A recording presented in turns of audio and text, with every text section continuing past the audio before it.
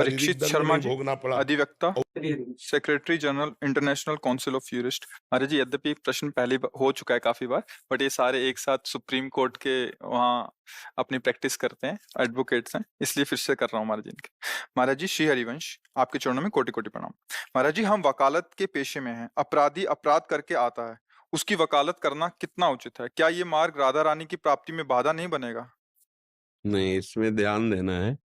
हमें भगवान ने जो सेवा दी है, संपूर्ण सृष्टि श्री भगवान की, पहली बात ये स्वीकार है आपको?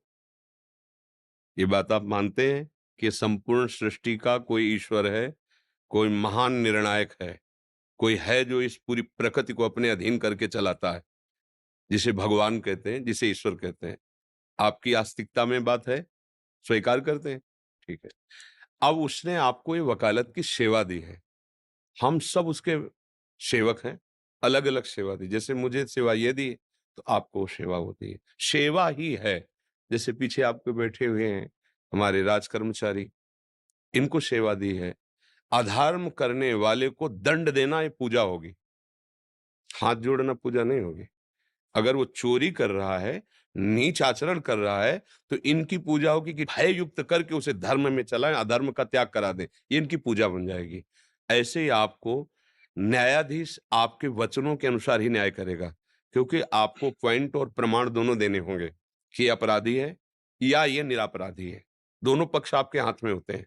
अगर आपको आपके अंदर की प्रेरणा, जो आत्म प्रेरणा कहते हैं, जो भगवत प्रेरणा कहते हैं, वो संबोधन कर रही कि ये तो अपराधी है, और आपको पॉइंट मिल रहे हैं कि अपराधी है, पर आपको निरपराधी साबित करके उसको बचाने के लिए पैसे दिए जाते हैं, अब आपको सावधान हो जाना है। अगर आप उस पैसे के लोभ में आकर उस निरपराधी को, जिसको आपका हृदय भी कह रहा है और आपका दिमाग भी कह रहा है कि, और वो पैसा आपको अच्छा दे रहा है क्योंकि वो बचना चाहता है, अब आप उस केस को अगर जिताते हैं, तो अब आपका अपराध बनता है। वो धन अब आपकी बुद्धि और आपके परिवारजनों की बुद्धि को, स्वास्थ्य को और शांति को बिगाड़ेगा, पक्का। यदि आप श्री लाडली जी की कृपा से यहाँ आए हैं, इसका प्रश्न इस भाव से कर रहे हैं, तो शास्त्र सम्मत और हृदय सम्मत दोनों बातें है। अगर आपने पता चल गया है कि अधर्मी है ये, इसने गलत आचरण किया है, तो चाहे जो कुछ हो जाए, हम इसको सजा दिला कर रहेंगे। अब पैसा मिले ना मिले, तुम निरपराध हो, हम तुम्हारा साथ देंगे, पैसा हो या ना हो, कि दोबारा कभी अधर्म आचरण ये ऐसे आप जो निरपराधों के साथ ना कर पाए। आपने ताकत लगा दी, उसको दंड मिला, फांसी मिल गई, आपकी पूजा बन गई। ये सूक्ष्म विषय है। अपराधी को दंड देना आपकी वाणी से होगा, आपके प्रमाण से होगा, क्योंकि न्यायाधीश केवल आपके प्रमाण को ही मानता है। आप जो पॉइंट रखेंगे, आप जो प्रमाण रखेंगे, आपको यही पढ़ाया गया है, और आपने अधर्म का पक्ष लेकर उसे धर्मयुक्त प्रमाणित कर दिया और विजय अधर्म की हुई, तो उसके कारण आप बने ना, तो फिर कारण को तो भुगतना पड़ेगा ना। इसलिए मेरी प्रार्थना है, भले नमक रोटी खाना, पैदल चलना, लेकिन धर्म से चलोगे तो एक दिन ऐसी विजय प्राप्त होगी जो इस लोक और परलोक दोनों में आपको सुख और शांति प्रदान करेगी। समय भले लगे। धर्म से चलने वाले को यह जरूर है कि बगल से आपका ही मित्र निकलेगा बढ़िया गाड़ी में, वो आप हो सकता है पैदल हो, उसके पास हर सुविधा हो सकता है, लेकिन वो सुविधा एक दिन उसके लिए ऐसे प्रपंच की रचना करेगी कि वो जीते जी जलेगा, और ये असुविधा आपकी एक दिन ऐसे सुख शांति मिलेगी कि आपका अपने परिवार में जाकर आपको उसके देख के संतोष होगा, हृदय शीतल रहेगा, और आपको भगवान का संरक्षण मिलेगा। अगर भगवान का संरक्षण है, तो फिर कौन बिगाड़ सकता है? तो मुझे लगता है कि अगर आपको पता है कि यह अधर्मी है, फिर आपको साथ नहीं देना चाहिए। पर ये लग जाता है, आज की आधुनिकता को उन्नति मानने वाला हमारा दिमाग इस बात को बड़ी मुश्किल से स्वीकार कर पाएगा, बड़ी मुश्किल से। क्यों? क्योंकि जो अधर्माचरण करने वाले होते हैं, उनके पास धन की बाहुल्यता होती है। आप कृपा पात्र जन हैं, नहीं तो आपको संतों से या शास्त्रों से उससे ज्यादा संबंध नहीं, आपको वकालत से और धन से संबंध। आज की जो आधुनिक बुद्धि है, पर आप कृपा पात्र भगवान के हैं। आप यहाँ वृंदावन आए हैं और अपने विषय को निर्विकार करने के लिए आप प्रश्न कर रहे हैं कि निर्दोष वृत्ति से हमारा जीवन कटे, तो आप हमारी प्रार्थना मान लेना। वो पैसा आपका लोक परलोक सब खराब कर देगा। बिल्कुल, आप जिस मार्ग में चल रहे हो, इसमें अगर आप सावधान रहोगे तो ये बहुत बड़ी उपासना बन जाएगी और इसी में आपको भगवत प्राप्ति भी हो जाएगी। आप अपने कर्तव्य का पालन करते हुए नाम जप कीजिए। भगवान का सपोर्ट बहुत बड़ा सपोर्ट होता है, हम लोग जान नहीं पाते। हम लोग धन का सपोर्ट बहुत बड़ा सपोर्ट समझते हैं, लेकिन निश्चित समझिए, करुणानिधान भगवान और सत्य और धर्म, इसका सब कितने दिन का जीवन है? आप बताओ कितने दिन का जीवन है? अपने को अगले सेकंड का निर्णय करने के लिए दिमाग कहा नहीं करता कि हम अगले सेकंड जिएँगे कि नहीं जिएँगे? और हम अधर्म कर लें, पापाचरण कर लें। हो सकता है कोई ऐसा आदमी हो जो एकदम निर्दोष है और आपके वचन से उसको दंड मिल रहा है। अब आपकी हालत क्या करेगा? जो बड़ा न्यायाधीश है, वो देख रहा है कि आप जानते हुए भी धन के लोभ से ऐसा-ऐसा, तो मुझे लगता है कि भले आपको धन कम मिले, भले आपकी कुर्सी कमज़ोर हो, लेकिन आप सत्य से चलोगे तो हमारे भगवान की गोद में बैठने लायक बन जाओगे और वो जिसको स्वीकार कर लिए वही त्रिभुवन में विजय को प्राप्त होता है। बस वो महालक्ष्मीपति हैं, वो करुणा कर दे तो मारा ऐश्वर्य घूमेगा। अधर्म आचरण से आज तक कभी किसी को सुख प्राप्त नहीं हुआ। इसलिए धर्म से चलिएगा और बड़ी कृपा है आपके ऊपर कि आप सब नवीन अवस्था को और ऐसी ऐसी बुद्धि जो तार्किक बुद्धि, वकील का मतलब क्या होता है? जो बात को कई तरह से प्रस्तुत कर सके। बहुत फॉरवर्ड, तेज बुद्धि, सामने वाले की बात पकड़ कर उसकी बात में अपनी बात रख देना और वजन करके रख देना। वो बात अगर हमारी बात समझ गई ना, वो ही बुद्धि है। वही समझ गई ना तो बहुत जोर की बुद्धि है, क्योंकि उसको पकड़ना आता है, पॉइंट पकड़ना आता है। आप ये पॉइंट पकड़ लीजिएगा, भगवान आपके साथ रहेंगे और बड़ा मंगल रहेगा। कोई भी ऐसे नशा, ऐसी गंदी बातें अपने जीवन में नहीं रखनी चाहिए, जो हम प्रभु के सामने जाने में सकुचाएँ। समझ गए आप? मैं कुछ कहना चाह रहा था। हाँ, बोलिए। बस पिछले कई महीनों से आपसे मिलने की इच्छा थी और बस प्रभु से राधा रानी से उनका नाम जप करते-करते वो कहता था कि आपसे मुलाकात हो जाए और ये प्रश्न कैसे भी करके ये प्रश्न आपके समक्ष में रख सकूँ। मैं हर पल 24 घंटे में सोचता हूँ कि 23 घंटे, 20 घंटे जब तक भी मेरा मतलब मैं सोता नहीं हूँ तो राधा, राधा, राधा जपता रहता हूँ। लेकिन ना चाहते हुए भी बहुत सारे केसेस सामने आते हैं महाराज जी, जिनको हमें करना पड़ता है। तो अब ऐसी स्थिति परिस्थिति में या तो हमें घर परिवार त्याग के वानप्रस्थ की ओर नहीं, ऐसा कैसे परित्याग करना नहीं, पड़ेगा ऐसा कैसे कर या नहीं फिर काम दूसरा चेंज करना नहीं, नहीं, पड़ेगा। काम भी दूसरा नहीं करना। ऐसा कैसे परिस्थिति आती है कि मुझे करना ही पड़ेगा धर्म? आप हमको अब प्रमाणित करके प्रमाणित बता ये है जैसे किसी ने किसी गाड़ी से किसी का एक्सीडेंट कर दिया जी, और वो उसकी मौके पे मौत हो गई है। जी। अब उसकी मौके पे मौत हो गई है तो उसका केस वो हमारे पास लेके आया है। अब उसका केस नहीं लड़ेंगे तो भी हमने अधर्म कर दिया है। नहीं, कोई तो नहीं, नहीं, नहीं, ऐसा नहीं है कि आप अधर्म कर दिया है। जी, नहीं, नहीं, अगर आप जानते हैं कि इसकी असावधानी के कारण उसके भी 2 पॉइंट हैं। अगर वो जानबूझ करके उन्मत्त होकर के ठोक रहा है, तो वो विशेष अपराधी है और अनजाने में अचानक हो जाता है ऐसा, तो उसको वो तो गया ही, अब आप उसको बचा लीजिए। उसको आप अच्छी तरह समझिए। अब ऐसा नहीं कि आप जैसे बोले ना कि या तो ये अवहेलना हो जाएगी, अपनी बुद्धि की अवहेलना हो जाएगी। नहीं, अब हमने देखा वो तो गया। अब ये जो व्यक्ति आया जिसका हमें केस मिला है, ये वास्तविक असावधान, कभी नींद से हो जाता है कोई, कभी ऐसा होता है अचानक चूक हो गई, ऐसा हो जाता है, तो हमें बचा लेना चाहिए। और जब ये कि को उसका उद्देश्य ही था ठोकना, तो तुमने उधर ठोका, अब हमारी समझ में आ गया तो हम तुमको इसकी सज़ा दिलाएँगे। बात समझ रहे हैं ना? आपकी बुद्धि बहुत फॉरवर्ड है, आप उसको प्रयोग कीजिए।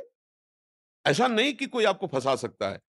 अगर हमें समझ में वो तो गया और आपसे चूक हो गई, वो कहता है मेरे से वकील एक तरह से अपना हृदय हो जाता है उस समय जब हम केस सामने रखते हैं, कि हमको अपनी साफ-साफ बात पूरी कह देनी चाहिए।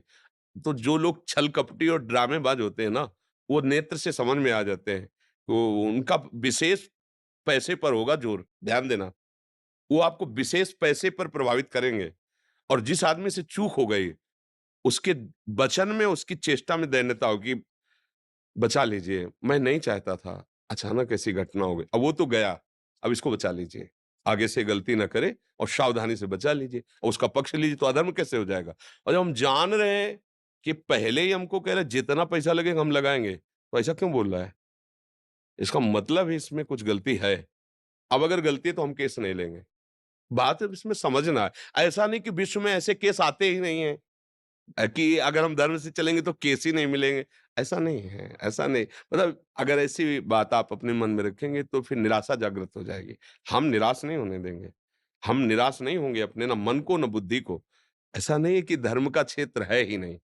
जो विशेष अपराधी होते हैं, जिनका केवल व्यसन ही होता है यही, तो उनकी बात होगी, पहले आपके सामने ये शर्त रखी जाएगी, आप जितना चाहें, बस वहाँ समझ लीजिए कि अब यहाँ ये आता जानकारी। है महाराज जी, हाँ, बस। लेकिन उसको हम ठुकरा ही देते हैं, हाँ, बस। उसको हम ठुकरा ही देते हैं। जी।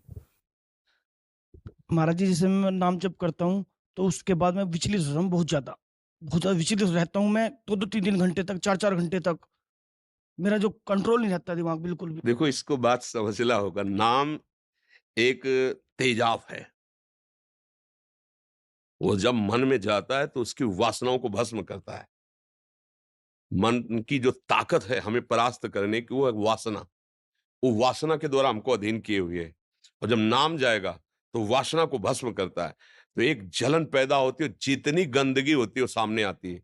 भजन ना करने पर तुम्हें उतनी गंदगी नहीं लगेगी, और जहां भजन आपने शुरू किया तो आपके गंदे विचार, गंदे आचरण जितना जमा वो सब सामने आना शुरू हुआ। वो आपको परास्त करने की चेष्टा कर रहा है, आपको हटना नहीं है। यही नाम उसको भस्म कर, आपको विचलित नहीं होना, थोड़ा समझना है।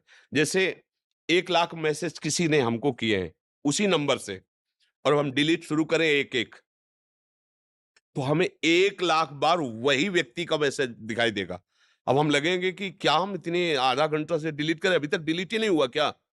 ऐसे ही असंख्यों बार हमसे अपराध हुए हैं। काम से, क्रोध से, लोभ से, मोह से, जिनको कोई नहीं जानता, भगवान जानते हैं, और वो सब हमारे मन में भरे हुए हैं। और जब हम नाम जप शुरू करते हैं, मान लो काम वृत्ति वही आई, नाम ने नष्ट किया, फिर वही काम वृत्ति आई, नष्ट, मुझे लगता है ये कब नष्ट होगी? वो नष्ट हो रही प्रत्येक, पर वो जमा है बहुत पुराना, अनंत जन्मों से। इसलिए हिम्मत करके डटे रहो, राधा राधा बोलते रहो। एक दिन ऐसा आएगा कि निर्मल हृदय हो जाएगा, शांत हो जाएगा। नाम से कभी अमंगल नहीं होता। जी। देखो वही लाला कुछ कहना चाहता है, क्या कहना चाहते बेटा? आपने जैसे बोला कि जब कोई पैसा देता है तो नहीं करना चाहिए। जैसे कि वो ब्लैकमेल भी करता है कि आपको मार देंगे, तो फिर क्या करना चाहिए? भगवान उसके रक्षक होते हैं बच्चा, भगवान उसकी रक्षा करते हैं। हम आपके इस प्रश्न का बहुत आदर करते हैं, और भगवान की बड़ी कृपा है कि आपने बड़ी सूक्ष्मता से ये बात पकड़ी। उसकी रक्षा भगवान करो सदा तिनके रखवारी, जिम बालक राखे महतारी। और जब भगवान रक्षा करते तो कोई पैदा नहीं हुआ त्रिभुवन में कि मार सके। पक्की बात समझ लेना, त्रिभुवन में कोई पैदा नहीं हुआ। हम कई बार वो घटना सुनाते हैं, हमारे एक मित्र महात्मा थे जो मौन रहते थे और गंगा की परिक्रमा करते थे। तो शाम का समय था, वो गंगा जी के किनारे भ्रमण और मौन रहते थे।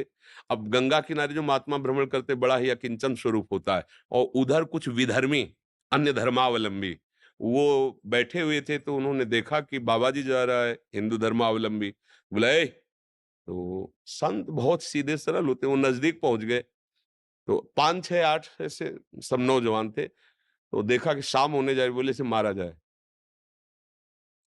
तो उन महात्मा ने हमसे बात करते थे, तो उन्होंने कहा हमारे मन में आया कि आज हमारा अंतिम समय भगवान ने निश्चय कर दिया है। आंख मूंदा और बस नाम जप करने लगे कि अब ये लोग मारेंगे। अब जो संध्या का समय है, गंगा किनारा है, तो मौज ली जाए, इसको मारा जाए। अब गाली देना और ऐसा, बोले हमने आंख मूंदी, बस निश्चय किया अब हमारा अंतिम समय। उनमें से एक बोला मार के दिखाओ तुम। देखो देखो वो मालिक बैठा है, उसने कहा मार के दिखाओ तुम। इसने क्या अपराध किया भाई, क्या बोला है इसने, तुम ऐसे कैसे मार दोगे? बोले तुम्हारे रिश्तेदार लगता है। आपस में थप्पड़ चलने लगे, महात्मा निकल गए। कोई नहीं, कुछ नहीं हुआ। वो कौन था बीच में जो टोक दिया? भगवान टोकते हैं। यदि आपका पूर्व का पाप है और समय समाप्त हो चुका है, तो मारे न मारे आपका समय समाप्त हो चुका है, और यदि नहीं तो आप खुला चले जाओ, कोई मार ही नहीं सकता, पक्का समझ लो। भगवान रक्षक है, बिल्कुल उसे नहीं मारते।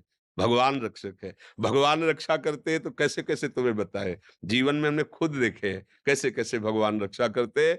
ऐसे कि केवल भगवान ही रक्षा कर सकते थे, केवल भगवान ही बचा सकते थे, तो दृश्य देखे हमने। भगवान बहुत कृपाल है, इसलिए पहला माला इसको पहनाओ, क्योंकि तुम इतनी एकाग्रता से सुनते रहो, ऐसा पॉइंट निकाला जो ये भी नहीं निकाल पाए।